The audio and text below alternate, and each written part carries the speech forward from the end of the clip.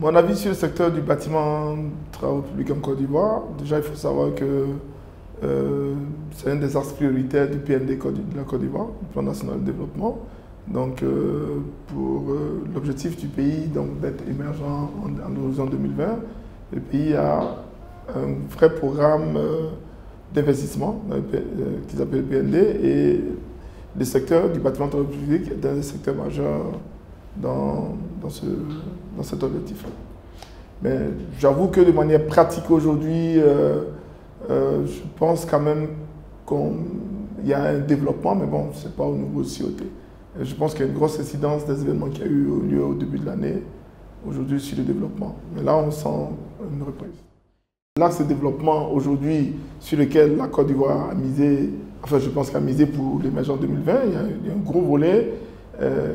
Il y a un secteur prioritaire qui est le développement des infrastructures. Et c'est logique parce que la Côte d'Ivoire a eu un gros développement des infrastructures de 60 à 80. Après, il n'y a pas eu de gros ouvrages parce que la crise est passée. Après, il y a eu la crise qu'on a connue dernièrement. Donc, à partir de 2011, on va dire c'est la relance. Avec de gros projets d'envergure.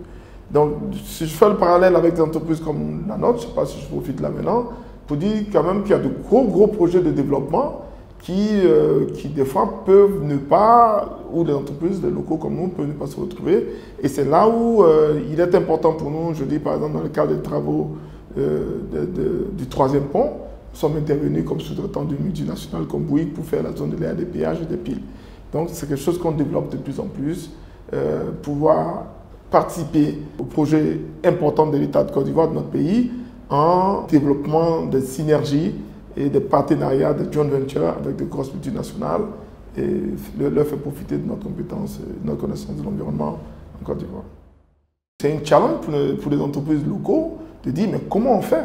Parce que la réalité c'est qu'il y a eu la crise, la plupart des entreprises n'ont pas 30 ans, je dis nous on a 17 ans. Donc on est né carrément en période de crise, donc on s'est développé en période de crise, donc on n'a pas eu l'opportunité souvent de faire des ouvrages de plus en plus très importants. Donc le challenge c'est parce que pour avoir du travail, il faut avoir des références, il faut avoir déjà fait. Donc je dis, le challenge pour nous, donc pour régler ce gap-là, parce que c'est un gap réel du fait même de la crise qu'on a connue, pour le régler, il faut avoir des partenaires qui vont avec une joint venture, avec des partenaires étrangers, qui ont des références, on peut faire des choses ensemble. Donc pour moi, c'est le moyen pour... oui, ça nous a permis de travailler sur des projets d'envergure, comme par exemple le troisième pont en Côte d'Ivoire.